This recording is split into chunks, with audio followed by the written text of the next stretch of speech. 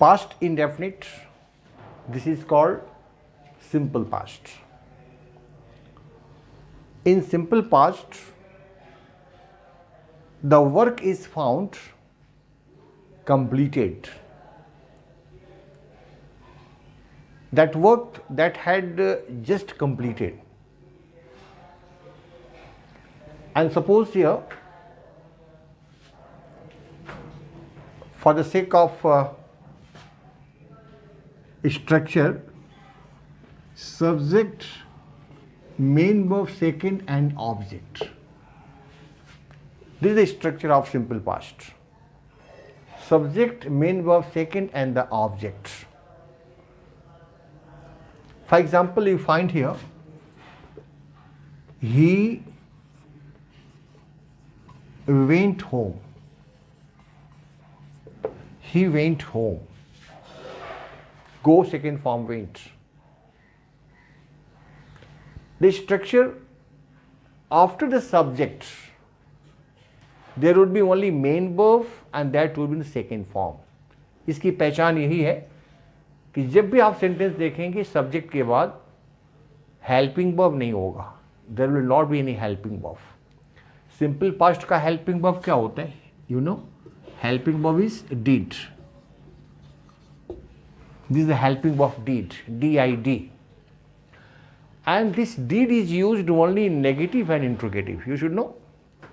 Did is used only in negative and interrogative. And main verb always comes in first form. Main verb that is used in first form.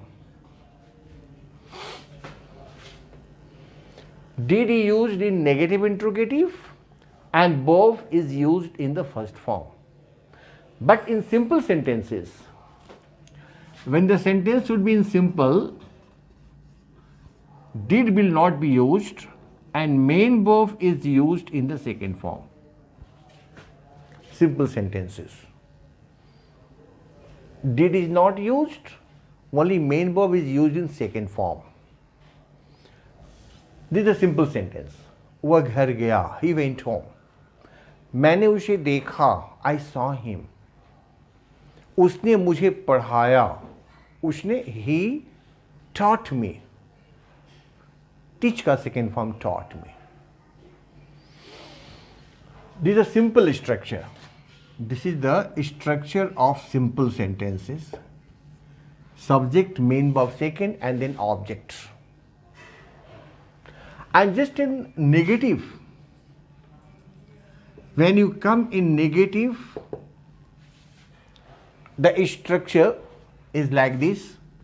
First you write subject and then helping verb, did,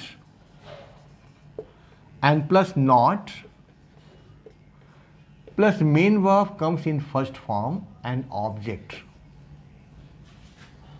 This is the structure of the negative sentence. Subject, did, not, और जब did लगाएंगे ना तो verb का first form हो जाएगा. यानी right, road, written तो राइट हो जाएगा. गिव, गैव, गिवन तो गिव हो जाएगा. सभी मेन वर्ब्स के 3 फॉर्म्स जनरली आते हैं. अब इसको टेंस के नेगेटिव चेंज कर दें. ही वेंट होम, नेगेटिव क्या होगा? He didn't go home. He did not, he did not, और ये वेंट का फर्स्ट फॉर्म क्या होगा? Go. He didn't go home. वह घर नहीं गया. अब एक बात बता दें कि पास्ट इंडेफिनिट में जब आप ट्रांसलेशन बनाएंगे फ्रॉम हिंदी इनटू इंग्लिश, तो कैसे पहचानेंगे कि ये सेंटेंस पास्ट इंडेफिनिट में है या सिंपल पास्ट में है? How will you find out? अब इसमें देखिए बहुत इजी वे में आप पहचान जाएंगे. जैसे कि सिंपल प्रेजेंट में आपने देखा था, किसी हिंदी वाक्य के अंत में ता था, ती थी, ते थे. ता था, खाता था, खाती थी, खाते थे, जाता था, जाती थी, जाते थे. एक और पहचान इसकी बड़ी होती है अच्छी, आ ए ई, बड़ी सिंपल. आ ए ई, ये आ ए ई कैसे होगा? आ गया, वह घर गया, आ। ए बच्चे सो गए, ए लास्ट में ए आया, सो गए।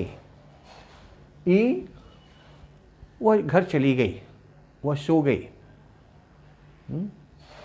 आ ए ई के बाद कुछ नहीं आना चाहिए, बस आ full stop, a full stop, E full stop.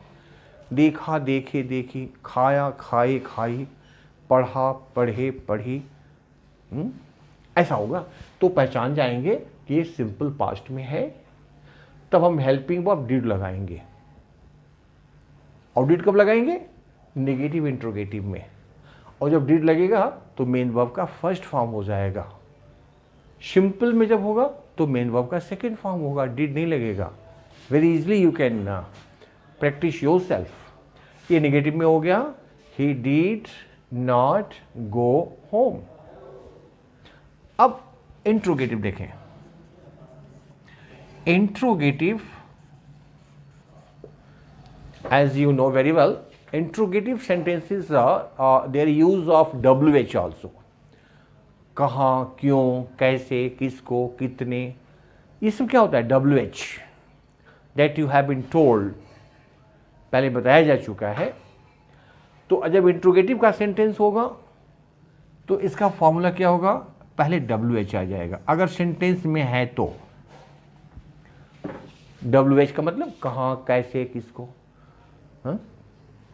तुम कब आए, वहां कब गए, आपने किसको देखा, ये सब WH। Where, what, when, why, who, whom, ये आज WH। अगर सेंटेंस में है तो WH पहले यूज होगा, फिर उसके बाद क्या होगा? हेल्पिंग वर्ब हो जाएगा। This is known as the helping verb, HV यानी did, plus S subject, plus main verb का first form, object and last question mark. ये इसका फॉर्मूला हो जाएगा। अब एक एग्जांपल मैं आपको बताता हूं। Look at the example, just I omit.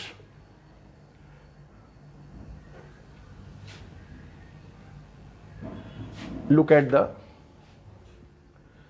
Examples in interrogative.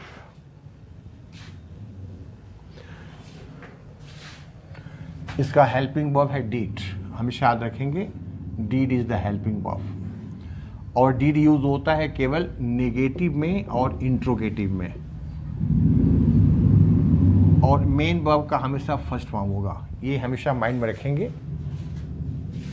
अब देखिए इंट्रोगेटिव का कुछ एग्जांपल्स देखें, मैं ऊपर लिखने जा रहा हूं।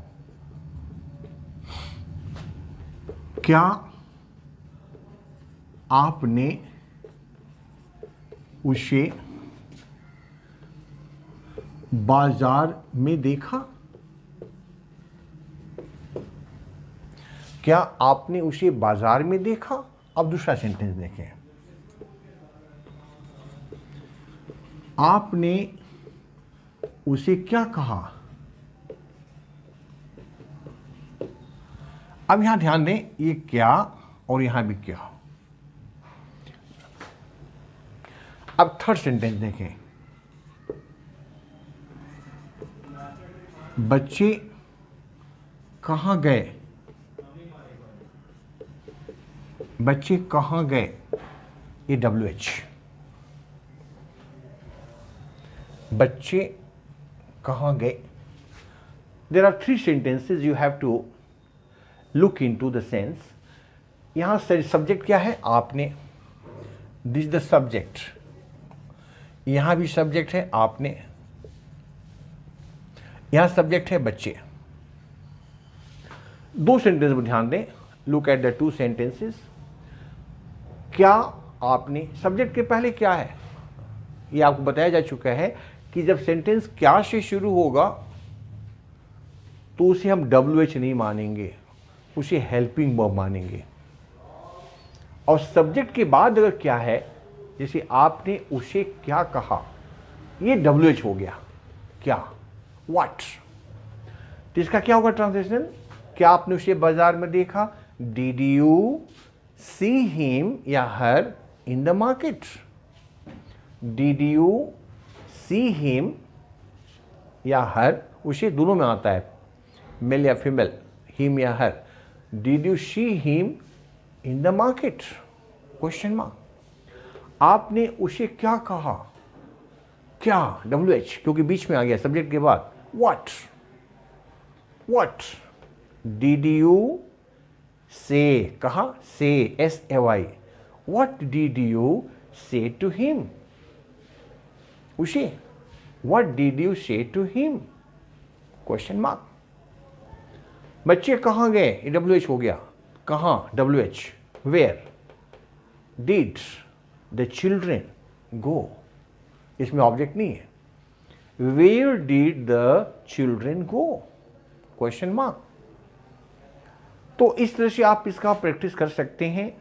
अगर मान लीजिए इसमें निगेटिव आ गया,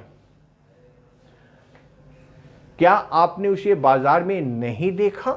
अगर मान लीजिए यहां पर हो गया नहीं, तो क्या हो गया, अब निगेटिव इंट दोनों हो जाएगा। कुछ नहीं करना है, डिड यू नॉट, सब्जेक्ट के बाद नॉट हो जाएगा, did you not C him in the market, subject के बाद नॉट हो जाता है। यहां भी सब्जेक्ट के बाद नॉट हो जाएगा। तो easily you can practise yourself. Now we go ahead.